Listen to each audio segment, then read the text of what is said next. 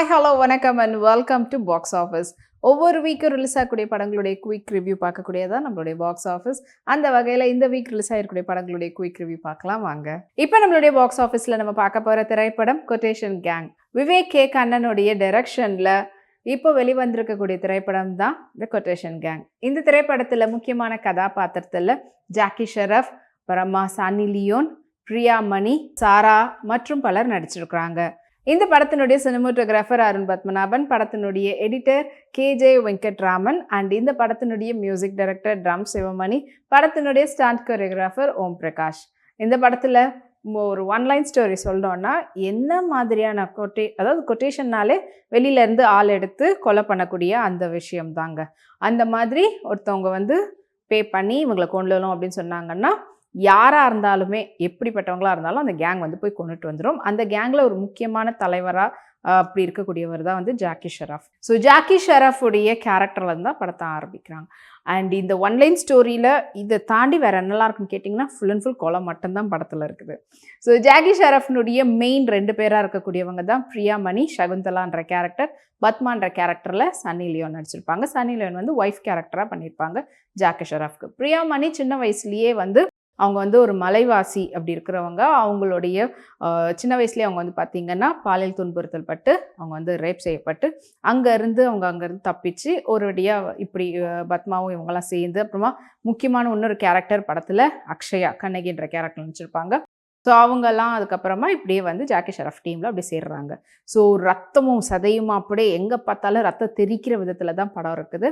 So என்ன மாதிரியான ஒரு கேங்காக இருந்தாலுமே அதுக்கு ஒரு 2 பேர் பிரியாமணி அனுப்பி வச்சா போதும், அவங்க எல்லாரையும் தீர்த்து கத்திட்டு வந்துடுவாங்கன்னு சொல்லிட்டு ஜாக்கி ஷெரஃப் அனுப்பி வைப்பார். ஸோ அவங்களும் போகிற போக்கில் அப்படி போட்டு கொண்டுட்டு அப்படி வந்துடுவாங்க.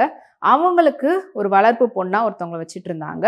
அவங்க கொஞ்சம் ட்ரக் அடிக்டாக ஆகிட்டு அதுக்கப்புறமா அவங்களுடைய கூட இருக்கக்கூடிய இன்னொரு பொண்ணையை லவ் பண்ணிட்டு இருப்பாங்க. ட்ரக் அடிக்டில் ஒரு கட்டத்தில் அதை தாண்டி அவங்க இறந்துடுற சூழ்நிலையும் வருது.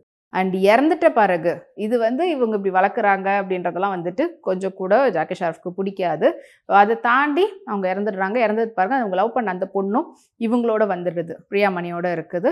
அண்ட் அது இல்லாமல் அவங்களுக்கு க்ளோஸாக இருக்கக்கூடிய கண்ணகின்ற கேரக்டர் வச்சுக்கூடிய அக்ஷயா, அவங்களும் எந்த நேரமும் அப்படியே கொலை பண்ணுறவங்க எப்படி இருப்பாங்க அந்த மாதிரி தான் பிரியாமணியோடைய கேரக்டருக்கு ஒரு ராவாக இருக்கும். ஒரு மாதிரி மேக்கப்பே இல்லாமல் ரொம்ப பேச்சு டயலாக்லாம் இல்லாமல் அப்படியே பேசினாலும் அது ரொம்ப வயலண்ட்டான ஒரு டயலாக்காகவும் அதை தாண்டி எக்ஸ்ப்ரெஷன் மூலயமாவும் நிறையா அப்படி எக்ஸ்ப்ரெஸ் பண்ணுற விதத்தில் தான் இருக்கும். ஆஸ் வெல் அஸ் கண்ணகின்ற கேரக்டருக்கும் அப்படி தான் இருக்கும்.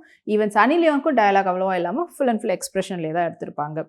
இது இல்லாமல் சாரா இன்னொரு பக்கம் பார்த்திங்கன்னா அவங்களும் ட்ரக் அடிக்டாக இருப்பாங்க. அவங்க அப்பா ஜேபி அண்ட் அவங்க இந்த ட்ரக் அடிக்டிலேருந்து வெளியில் கொண்டு வரத்துக்கு அவங்க அப்பா தனியாக வைக்கணும்னு பார்ப்பாரு. பட் அதை தாண்டி இல்லைப்பா நான் மாறிடுறேன்னு சொல்லிட்டு அவங்க அவங்க அப்பாவோடையவே இருக்கக்கூடிய அந்த நேரத்தில் அவங்க அப்பாவை கொண்டுட்டு பாருங்க. கொன்னவங்க யாருன்றதை பழி வாங்கிறதுக்காக தேடிக்கிட்டு வராங்க. அந்த சமயத்தில் பிரியாமணிக்கிட்ட ஹெல்ப் கேட்டு அவங்களோட சேர்ந்து இருக்கக்கூடிய அந்த நேரத்தில் ஜாக்கி ஷெரஃப்க்கு இது கொஞ்சம் கூட பிடிக்கல. அண்ட் ஃபைனலி ஜாக்கி ஷெரஃப்க்கும் பிரியாமணிக்கும் என்ன ஆச்சு, பிரியாமணி கடைசியாக எல்லாத்தையும் டேக் ஓவர் பண்ணாங்களா, இல்லைன்னா ஜாக்கி ஷெரஃப் சொல்கிறத கேட்டு நடந்தாங்களா, இல்லைன்னா அவங்கள யாராவது மற்றவங்களாம் கொட்டேஷன் வாங்கிட்டு இவங்க பண்ணுறதுனால இவங்களை யாராவது போட்டு தள்ளிட்டாங்களான்றதான் படத்தினுடைய மீதி கதையை காட்டியிருக்கிறாங்க.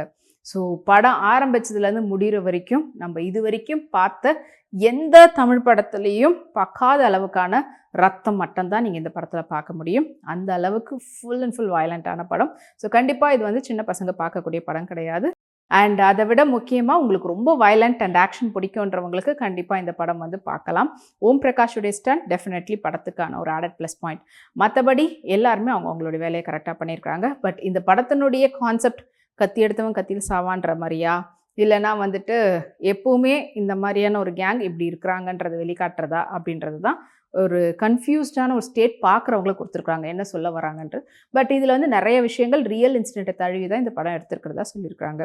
ஸோ கண்ணன் அவங்களுடைய வேலை, அதாவது விவேக் கண்ணன் டைரக்டருடைய வேலையை கரெக்டாக பார்த்துருக்கிறாரு. இன்னும் கொஞ்சம் நம்மளுக்கு வயலன்ஸை மட்டும் கம்மி பண்ணியிருக்கலான்றது மட்டும்தான் ஒரு விஷயம்.